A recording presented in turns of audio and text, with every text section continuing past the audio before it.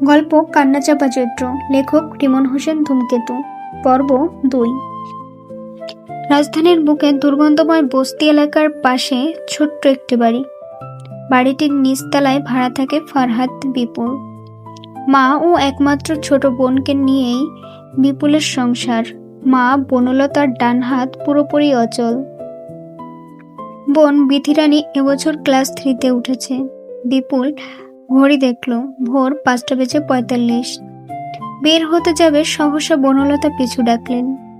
বিপুল ঘুরে তাকাতেই ঘোর আধারে নিমজ্জিত বদনে তিনি বললেন, মাসের বাজার তো সব শেষ, তুই যদি কিছু টাকার ব্যবস্থা করতে। তাছাড়া কারেন্ট বিলও দিতে হবে।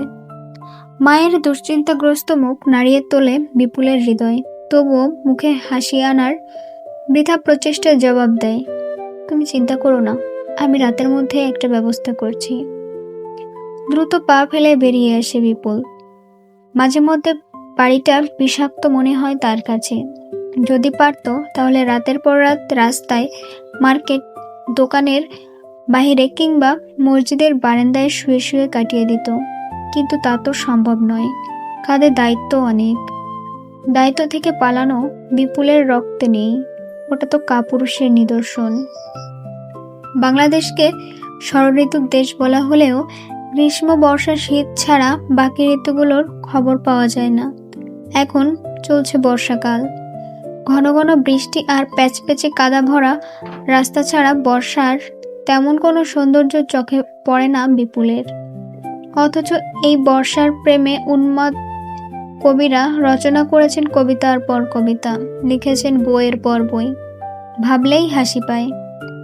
সকাল 6টায় মার্কেট ওপেন হয় আর বন্ধ হতে হতে রাত 11টা। এই পুরো সময়টা 2টা আলাদা আলাদা শিফটে সেলসম্যানরা ডিউটি করে।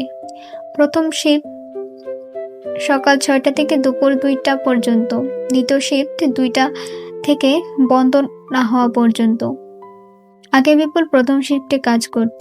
কাজ শেষ করে দুপুর 3টা থেকে রাত 10টা পর্যন্ত একটা গ্যারেজে কাজ করত। মার্কেটের পার্ট টাইম ডিউটি থেকে 8,000 এবং গ্যারেজ থেকে 5,000, মোট 13,000 টাকা দিয়ে চলত তার সংসার। মায়ের জন্য ওষুধ, বোনের নতুন বই খাতা, স্কুলের বেতন, বাড়ি ভাড়া, দোকান বিল, কাঁচা বাজার সবকিছু মিলিয়ে মাসের 15 দিনও ঠিকমতো যেত না।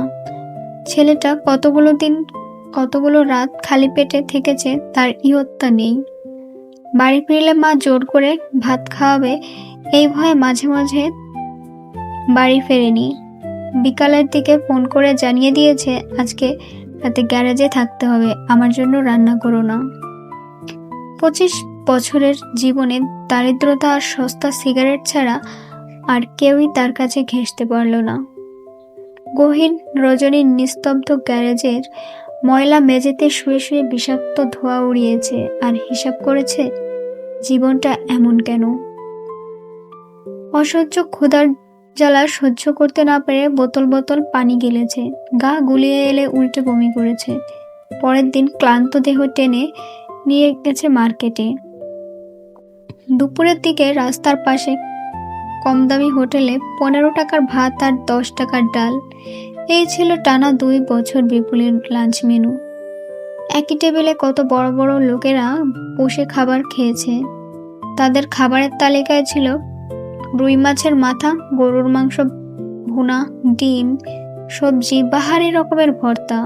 কেউ কখনো ফিরেও তাকায়নি, কখনো কেউ শুধাই নেই, এই ছেলে প্রতিদিন শুধু ডাল ভাত খাও কেন। মাত্র 2টো শার্ট দিয়ে কেটে গেছে বছর।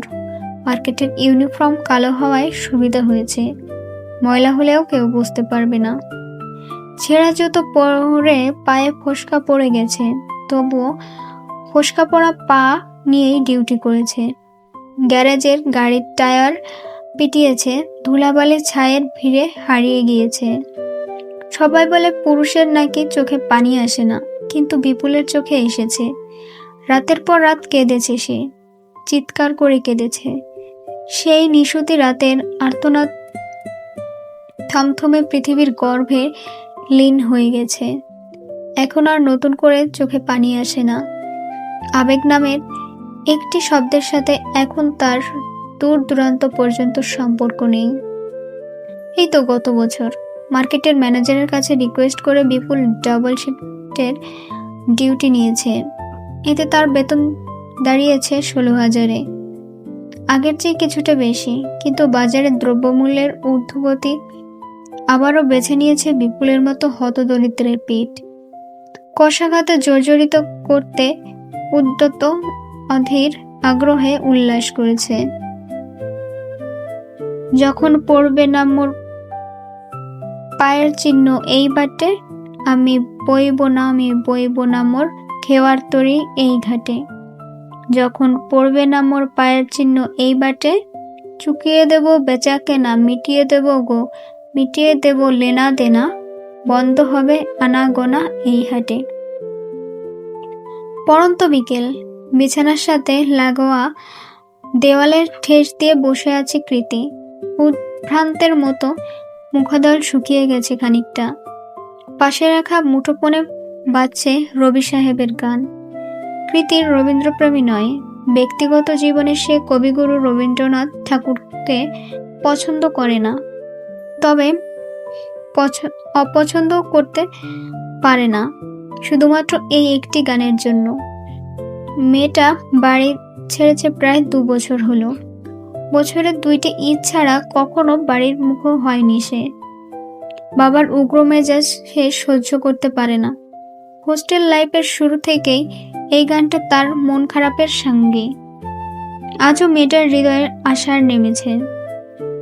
আঁখি পল্লব টলমল করছে, খুব করে কাঁদতে ইচ্ছা করছে। ছেলেটা কেন তাকে বুঝতে পারে না? অষ্টাদশী এখন ঊনবিংশী হয়েছে, তবুও যে পাগলামি কমেনি। বান্ধবীরা রিডিং টেবিলে বসে পড়াশোনা শুরু করেছে। কাল থেকে পরীক্ষা শুরু, তাই এক একজনের ঘুম উড়ে গেছে। শিউলি 1 লাইন প্যারাগ্রাফ পড়ছে, আরেক লাইন হা হুতাশ করছে। আল্লাহ গো, 2 মাস আগে থেকে যদি এভাবে পড়তাম তাহলে এখন এত চাপ নেওয়া লাগতো না।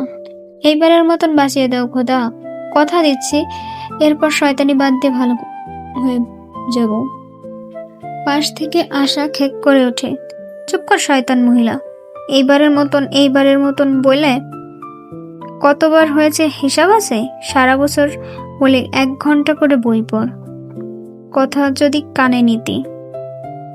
তিশার পড়তে পড়তে হাসপাস অবস্থা। সে অসহায় মুখে বলে, দয়া করে তোরা ঝগড়া শুরু করিস না, আমি কিন্তু ফেল করব কালকে।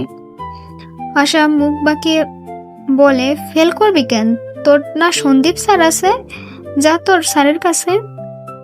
তৃষা কাঁদো কাঁদো মুখে বলে, এভাবে বলিস না বোন, খুব কষ্ট লাগে বুকের ভিতর। এই যে দেখ এখানে। বুকে হাত দিয়ে দেখিয়ে দেয় তৃষা। শিউলি আবারও চেঁচিয়ে পড়া শুরু করে। ঘণ্টাখানেক পুরো রুম কাঁপিয়ে পড়া শেষে হাঁপিয়ে ওঠে সবাই। কৃতি এখনো থম মেরে বসে আছে। চাহনি নিস্তেজ, ক্লান্ত। মুঠোফোন থেকে বিরামহীন সুর ভেসে আসছে। ঘাটে ঘাটে খেওয়ার তরি এমনি এমনি, সেদিন উঠবে ভরি, চড়বে গরু, খেলবে রাখাল ওই মাঠে, তখন আমায় নাইবা মনে রাখলে, তারার পানে চেয়ে চেয়ে নাইবা আমায় ডাকলে। মেয়েটা এমনই, 4 জনের মধ্যে আশা সবচেয়ে বেশি স্ট্রং।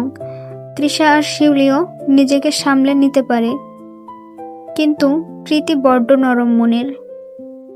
একটুতেই খুব ভেঙে পড়ে সে, হা হুতাশ করে, আবার হাত পা ছড়িয়ে কাঁদে। শিউলি অন্য চেহারার কৃতির সামনে এসে দাঁড়ায় আর নরম গলায় বলে, এভাবে আর কতক্ষণ বসে থাকবি?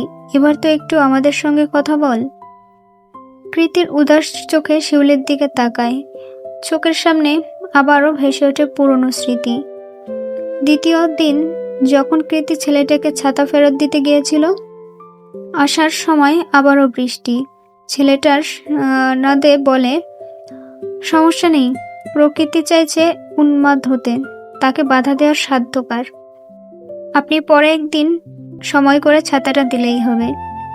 তারপর 3 সপ্তাহ পর প্রীতি ছেলেটাকে ছাতা ফেরত দিতে ছিল। ব্যাস, ওখান থেকে ঘটনা শেষ হতে পারত, কিন্তু হলো না।